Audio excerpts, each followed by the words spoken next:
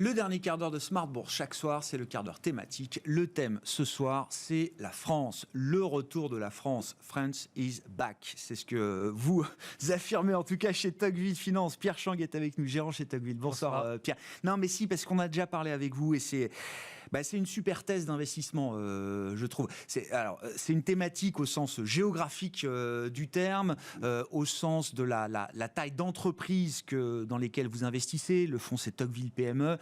Donc les PME françaises cotées.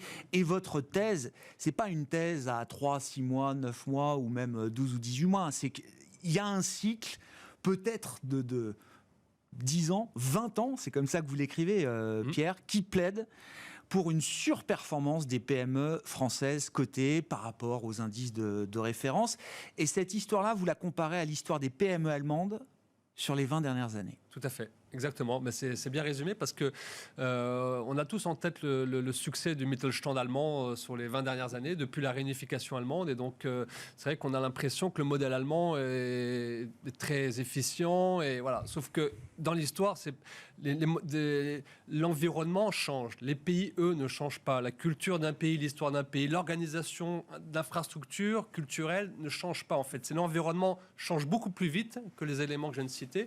Et donc, c'est pour ça qu'à certaines phases économiques, le modèle d'un pays peut fonctionner mieux qu'un autre. Et donc, on vient de voir une surperformance significative du Mittelstand allemand ces dernières années qui repose sur plusieurs facteurs. Mais en bourse, ça se traduit clairement. Si vous mettiez, par exemple, 100 000 euros fin 99 sur le MDAX, qui est l'indice des valeurs moyennes allemandes, en fin 2021, vous avez 850 000 euros. Alors que si vous faisiez la même chose, c'est un rendement de 10% par an. Ah ouais. Si vous faisiez la même chose sur les valeurs européennes, vous aviez 450 000 euros. Moitié moins, quasiment. Ouais. Voilà, c'est 7% de rendement. Ouais. Alors vous allez me dire, entre 10 et 7, c'est rien du tout. Mais sur 22 ans, c'est ça la success story, c'est que sur 22 ans, c'est 3% par an. Et ça fait vraiment la différence sur le long terme. Voilà. Et c'est vraiment ça qu'il faut retenir. Mais c'est un point clé de votre thèse. Vous dites les pays ne changent pas. Moi, je pensais quand même que dans la thèse France is back, il y avait l'idée, d'ailleurs un peu contre nature, quand on est franco-français et qu'on écoute les médias français, on a l'impression que jamais rien ne va, que c'est la crise politique permanente, etc. Et c'est sans doute pas le cas. Moi, je pensais qu'il y avait quand même l'idée dans cette thèse que la France changeait, que la France avait changé, que le modèle économique français était capable d'évoluer pour justement s'adapter à un nouvel environnement. Il y a un peu des deux. L'environnement change, le monde de demain sera peut-être plus profitable pour les entreprises françaises. Mais est-ce qu'il y a aussi quand même un travail qui est fait dans l'écosystème français Bien sûr. Donc, cette vision, si vous voulez, elle repose sur 3 piliers. Et souvent, quand on a des redressements comme ça, c'est ce qu'a fait l'Allemagne, ou de Schröder. Il y a une impulsion politique, quand même. Exactement. Ou l'Angleterre de Margaret Thatcher. En fait, à la base de ces histoires, il y a toujours une réforme interne, d'ampleur. Donc, si on prend Margaret Thatcher, c'était les privatisations, la libéralisation. Les Allemands, c'était la réforme du travail, du marché du travail. Les Français, nous, on réduit les impôts. Et donc, si on prend les quelques derniers mandats présidentiels qui viennent de passer, c'est 120 milliards d'euros de baisse d'impôts. Et ça change la donne, puisqu'on voit bien que les courbes maintenant de compétitivité redeviennent ascendantes pour l'économie française. Et ça, il faut le remarquer. Je dirais une mesure phare, c'est la baisse d'impôts sur société de 33 à 25%. Ouais. Aujourd'hui, je n'entends pas parler vraiment dans la presse, mais ça change complètement la donne. Ce n'est qu'un seul élément parmi d'autres. Hein. Oui, mais à la fois, on est au pays où le niveau de prélèvement obligatoire est le plus élevé du monde développé de l'OCDE. Donc c'est naturel qu'on ait abordé la réforme sous cet angle-là. D'accord. Et l'investisseur non résident, comme on dit, c'est des signaux qu'il perçoit, qu'il commence à voir aujourd'hui pour celui qui est ouvert d'esprit et qui s'intéresse à des marchés qui ne sont pas forcément les siens? Encore pas plus tard qu'il y a 10 jours, on a eu l'annonce d'une gigafactory qui va être installée en France, de 4 milliards d'investissements. Donc voilà, on est également dans un contexte de relocalisation. Et tout ça est très important dans ces décisions maintenant de relocalisation, qu'il y ait un environnement fiscal qui soit favorable. Mais voilà. Donc, je veux dire, les 3 thèses, c'est des réformes internes qu'on a fait en France. Deuxièmement, un leadership continental qui est en train de se confirmer. On l'a encore vu récemment avec la taxonomie. Le fait qu'on puisse mettre le nucléaire dans la taxonomie européenne, c'est clairement une victoire française face aux Allemands. Et on voit que le leadership, qui était plutôt allemand sur les dernières décennies, bascule de plus en plus vers la France. Ça aussi, c'est très important parce que celui qui influence le plus sur le continent. C'est lui qui va influencer la construction européenne à son avantage. Et on l'a bien vu ces dernières années que l'Allemagne a façonné l'Europe pour son économie. Et c'est très important, même s'il n'y a pas d'ennemis dans cette histoire, c'est juste de l'influence. Et le troisième point, sont les pays émergents qui se sont industrialisés, en partie grâce à des produits allemands, et aujourd'hui basculent des économies industrielles à des économies de consommation, où là, on a une classe moyenne beaucoup plus similaire à ce qu'on fait en Occident, qui ont besoin de produits beaucoup moins industriels et beaucoup plus de consommation courante de type l'art de vivre, le tourisme, le développement durable. Et sur tous ces sujets, les Français, nous avons, sur la côte française, des champions mondiaux. Mais justement, détaillons un petit peu. Alors, quels sont, entre les industries ou les secteurs traditionnels, historiques français, et puis peut-être de nouvelles industries qu'on est capable de développer également, qu'est-ce qui correspond aux besoins du monde d'aujourd'hui et de demain là? Alors, c'est vrai que ces dernières années, on disait les Allemands, ils ont toujours la techno incontournable, industrielle sur tel sujet. En France, c'est pareil, mais dans d'autres domaines. Et donc, si je prends, par exemple, le tourisme, on est le pays le plus touristique du monde. Donc, vous avez toutes les classes moyennes émergentes viennent en France faire du tourisme. Alors, en France, par exemple, on a, coté en bourse, Compagnie des Alpes.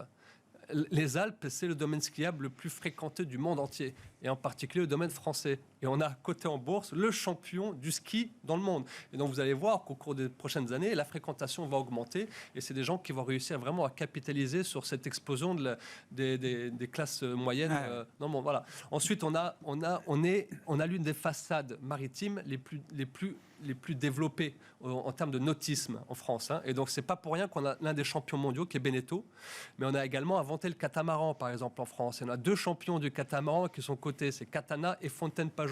Donc là, je vous dis déjà, dans le nautisme, ça va fonctionner. Et on voit déjà, mais ce que je vous raconte, ça a déjà commencé. Oui, bien sûr, c'est pas des histoires nouvelles, bien sûr.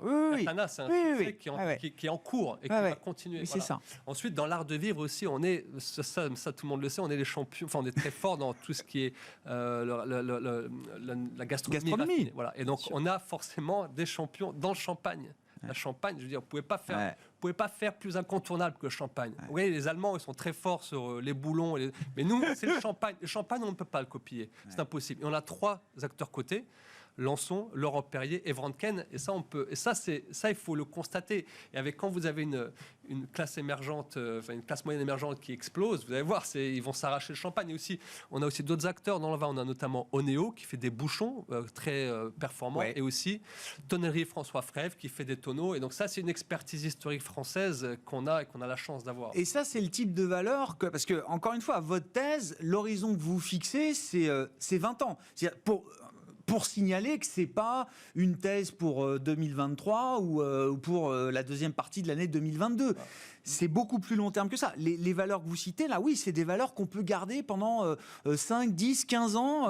Voilà. C'est des histoires qui sont en cours, comme vous dites. Ce que je vous dis, ça existe déjà. Parce qu'elles sont cotées depuis longtemps, ces boîtes. Tous les boursiers les connaissent, les ont eues à un moment, les ont peut-être moins à d'autres, etc. Exactement, bien sûr. Mais moi, ce que je vous raconte, c'est en cours, parce que l'an dernier, par exemple, le CAC 40 fait plus 32%. Alors là, on est dans les large caps, mais ça se ressent déjà. En fait, plus 32%, c'est plus que la plupart des indices occidentaux dans le monde. Pourquoi ? Parce que le luxe, qui pèse pratiquement 15% de l'indice CAC 40, a complètement exploser les compteurs. Et donc, tout ça va ruisseler. Vous voyez, donc, par exemple, aussi dans le luxe associé, on est très fort sur tout ce qui est parfum. On a l'un des acteurs qui va avoir pignon sur rue dans les prochaines années, c'est Interparfum. Qui a une très bonne compréhension des mécanismes pour faire désirer un parfum, créer un univers. On a aussi l'un des champions des ingrédients pour la parfumerie, Robertet, qui fait des ingrédients naturels. Et vous savez que dans le domaine des ingrédients, aujourd'hui, il y a le concurrent suisse qui s'est fait acheter par DSM. Et Robertet fait partie des derniers acteurs vraiment très qualitatifs qui restent indépendants. Et donc ça aussi, c'est... Voilà, donc vous voyez, là, je vous dis, là, tout ça, ce sont des boîtes de premier plan. Et on a aussi, par exemple, Trigano, le champion de la caravane.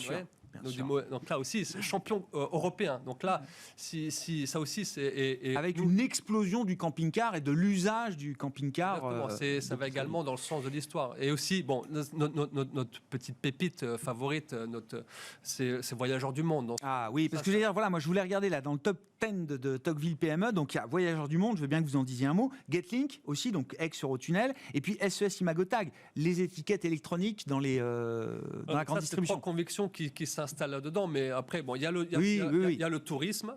Il y a aussi tout ce qui est développement durable. Et ça, c'est très important parce que la côte française est extrêmement riche. Donc, nous, on a des stars dans la côte. On a notamment Neoen et Voltalia qui sont un peu les sur la partie énergie, bien sûr. Sur la partie énergie.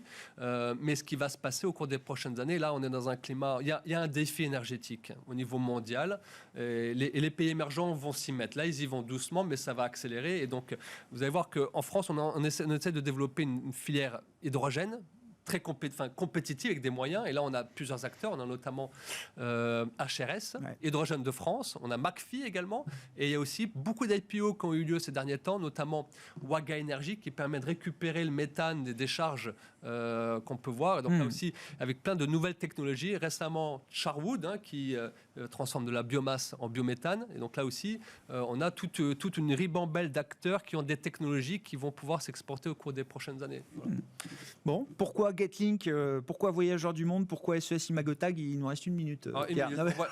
En Voyageurs du Monde, c'est des gens qui sont très forts, qui font du voyage d'aventure, du voyage, qui vous vendent une expérience de vie. Voilà. Et donc là, on est complément dans l'art de vie, dans ce que je vous dis. Et donc là, c'est une success story. Il y a une vraie différenciation, une vraie valeur à ajouter sur le marché du tourisme. Voilà, c'est-à-dire chez ce genre d'acteurs. Avant, on allait chez Marmara, au bord de la piscine avec. C'est l'anti-Marmara, là, bien sûr. C'est l'anti-Marmara. Oui, complètement. Donc ils ont réussi en France, en Europe, et là maintenant ils vont faire la même chose aux États-Unis. Donc le marché est beaucoup plus gros et c'est voilà. Getlink, c'est un management extraordinaire et qui vient de tirer un câble électrique dans le tunnel. Donc, pour faire du trading en fait donc ils prennent une marge et comme les mix énergétiques du Royaume-Uni et du continent sont en train de diverger, les marges augmentent et vous allez voir que les résultats sans doute seront peut-être bons à l'avenir. Voilà. Bon. Et SES Imagotag, j'adore cette histoire des étiquettes électroniques, c'est ça? Voilà, donc là, leader mondial des étiquettes électroniques. Et là, c'est pareil, ce sont des gens qui vont équiper le monde entier avec les étiquettes et qui sont très en pointe et qui sont français de surcroît. Voilà. C'est bien de le rappeler. Merci beaucoup, Pierre. Et merci d'être venu défendre avec toute votre conviction cette thèse du retour de la France. Et encore une fois, pas pour 6 mois ou pour 1 an. C'est un thème de long terme, justement, pour vous dans les marchés et que vous défendez à travers le fonds Tocqueville PME. Pierre Chang qui est avec nous, gérant chez Tocqueville Finance, invité du quart d'heure thématique de Smart Bourse ce soir.